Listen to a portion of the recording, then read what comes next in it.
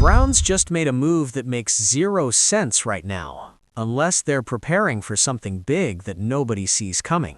Because regardless of your cap implications or who's paying what 9 months from now or 4 years from now, that money is already paid and is not coming back in anybody's pocket.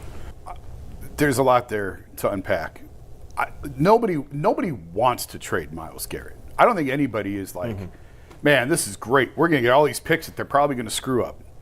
Like, I don't think anybody. I wrote the column last year, like right around now, they should have traded him, and I still maintain they should have traded him.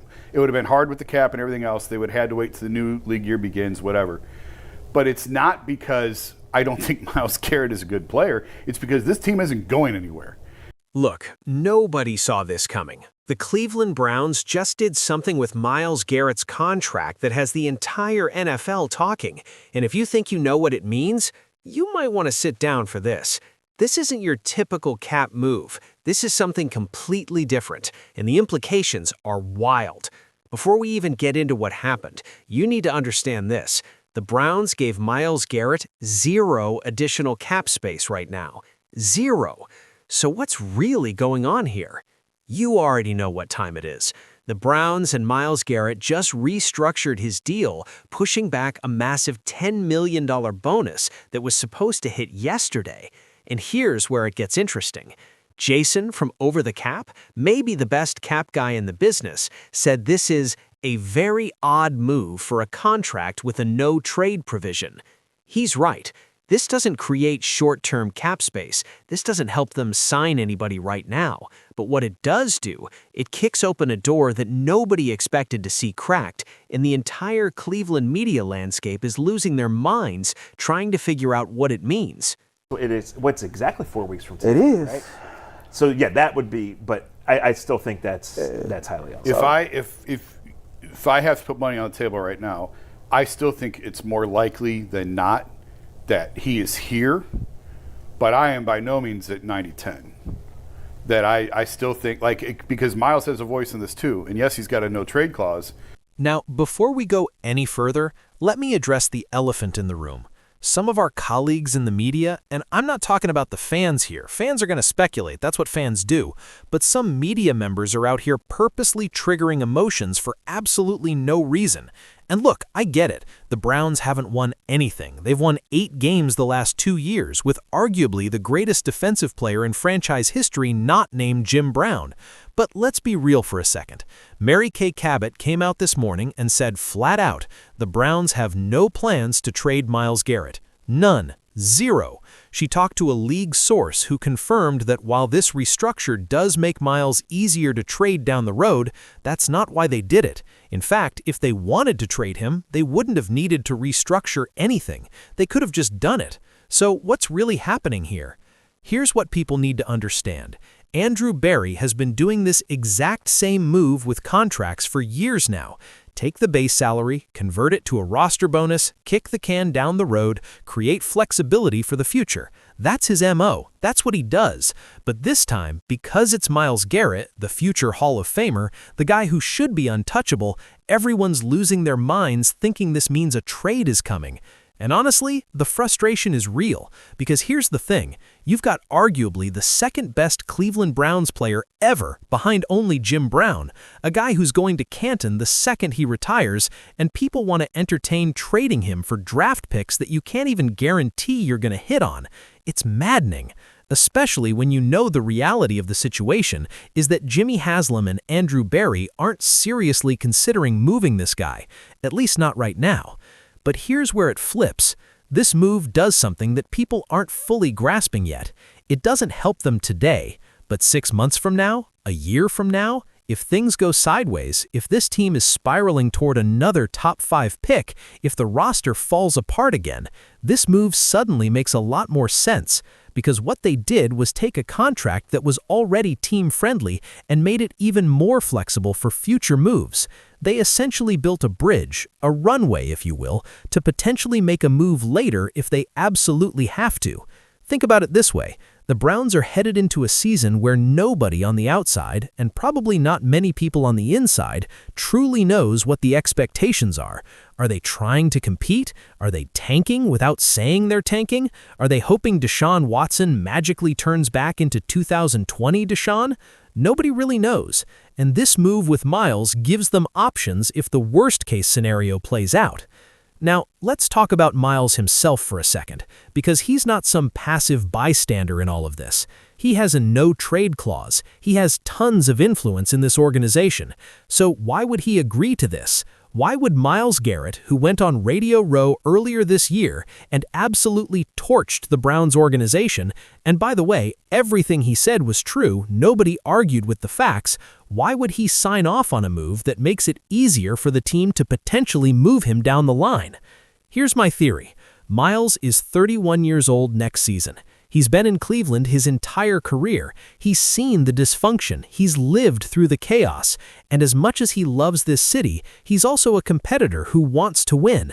And if this team goes 7-10 again, if they're sitting at 3-11 by Thanksgiving, if the offense is still a disaster and the defense is getting wasted again, maybe Myles looks around and says, you know what? I need to be somewhere that's actually trying to win. Hold on, it gets worse, because the money they already paid Myles, that $20 million plus they gave him up front when they redid his deal 15 months ago, that money's gone. It's not coming back into anybody's pocket, regardless of cap implications or future trades. So the fact that they're now doing additional contract gymnastics tells you something. They're preparing for multiple scenarios. And one of those scenarios, whether they admit it publicly or not, involves the possibility of moving on from Myles Garrett. At least not right now. Guys, do you think there's any remorse within the Cavs for making the trade of Darius Garland for James Harden? I feel just like you do it. Actually, I tweeted this out earlier. You know, it's good to see Darius Garland playing well. I'm happy for him. You know, a change of scenery, some fresh air seems to have been doing him well. The fact of the matter is, we talked about this for the last 2 or 3 years. That backcourt of him and Donovan Mitchell just didn't work. It just didn't mesh, right? The situation here in Cleveland, it wasn't going to get us to the promised land. Now let's talk about why some people think trading Myles actually makes sense, even if it sounds crazy. Go back to that New England game. Myles Garrett had 5 sacks. 5! He was unstoppable, wrecking the Patriots' offensive line, and the Browns lost by nearly 20 points. How does that even happen? Because as dominant as Myles is, as much as he's going to the Hall of Fame, as incredible as his individual talent is, edge rushers just don't impact winning at the level quarterbacks or offensive linemen do. Look at the Dallas Cowboys. They had Micah Parsons, one of the best defensive players in football. They went 7-10. Then they traded Micah, and boom, they went 9-1 without him. Now, Myles is better than Micah. I'm not disputing that. But when you're at that position, even being elite doesn't guarantee wins, especially when your offense can't score, your quarterback situation is a disaster, and your roster is being held together with duct tape and hope. The Browns have won 8 games total over the last 2 seasons with Myles Garrett on the roster. 8.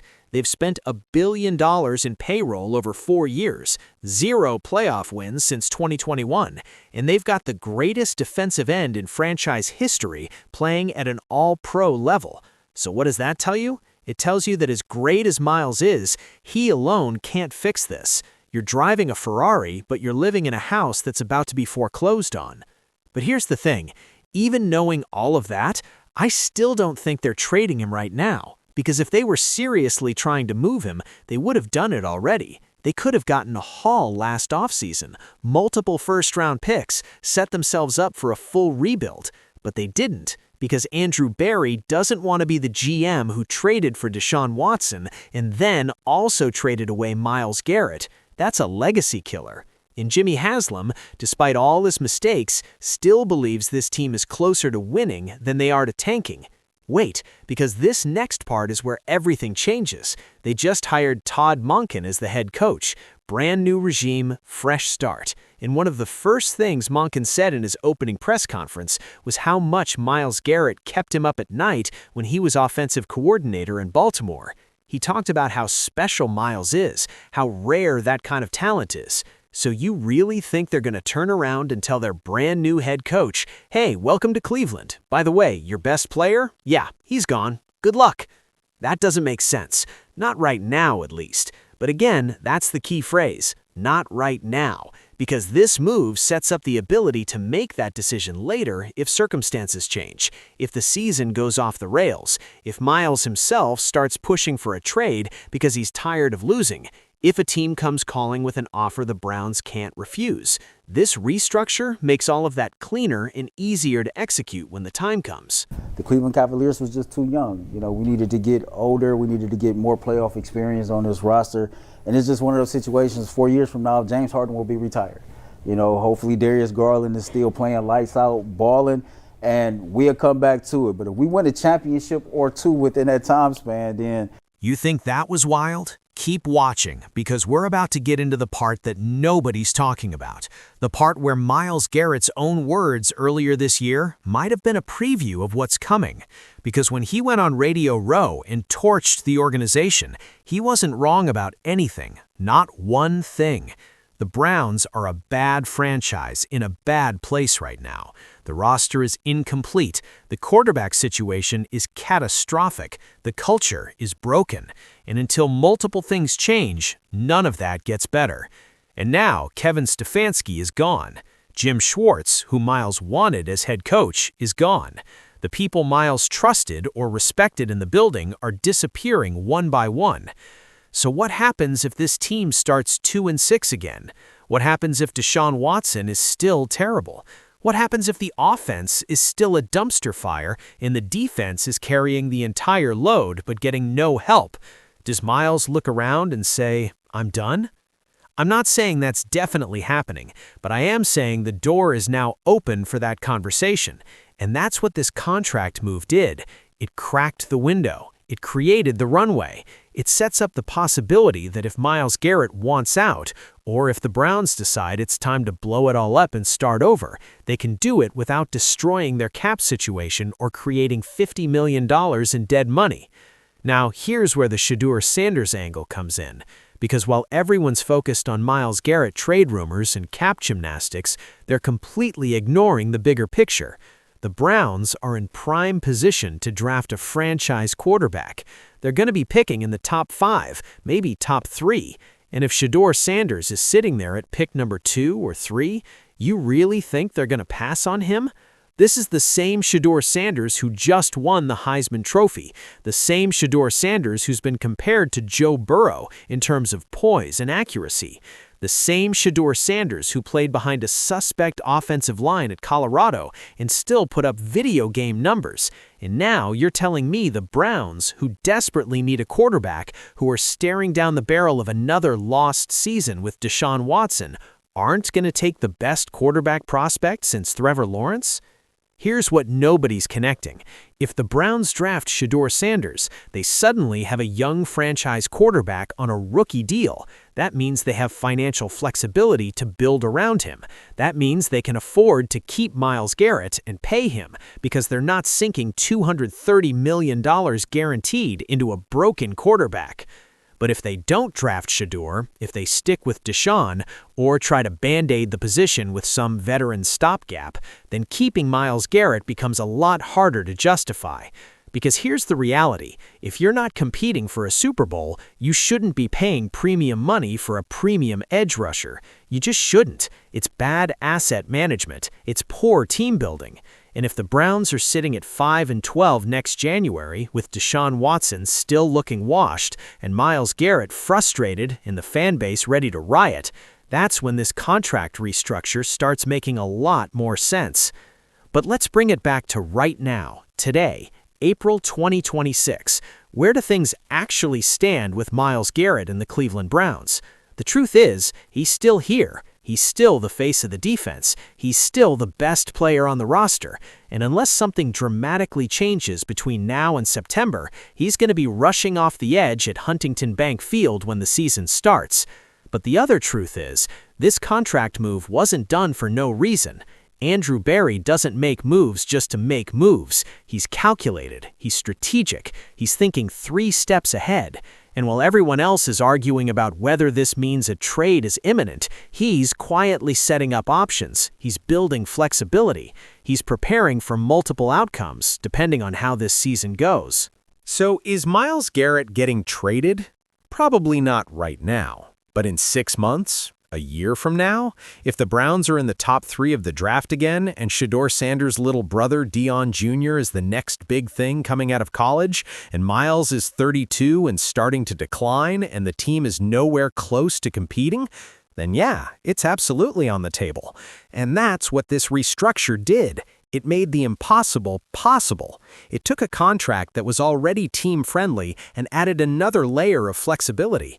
It gave the Browns an out if they needed it. And more importantly, it gave Myles Garrett the ability to control his own destiny if things go sideways.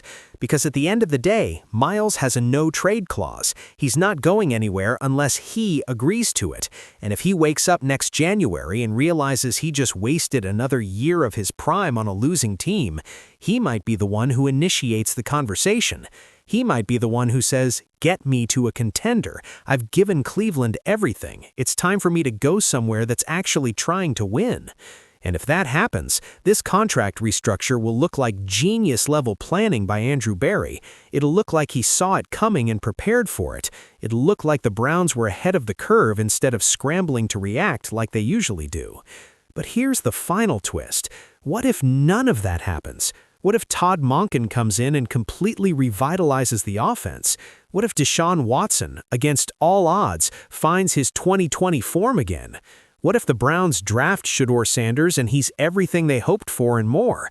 What if they go 11-6, make the playoffs, and Myles Garrett is holding up a championship trophy in February? Then this whole conversation becomes irrelevant. Then Myles Garrett stayed in Cleveland for the rest of his career. Then this contract restructure was just another smart cap move by Andrew Berry to maximize flexibility while building a winner.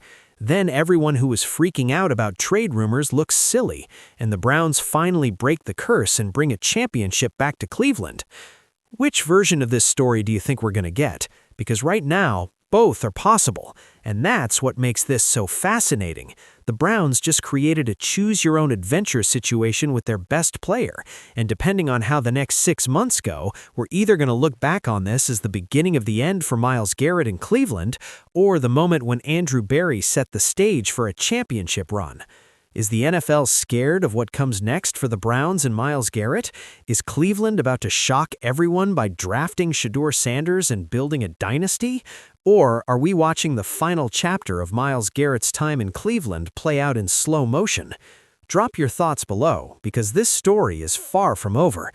If you want the real story before anyone else, you already know what to do. Hit subscribe and stay locked in, because the next few months in Cleveland are about to get very, very interesting.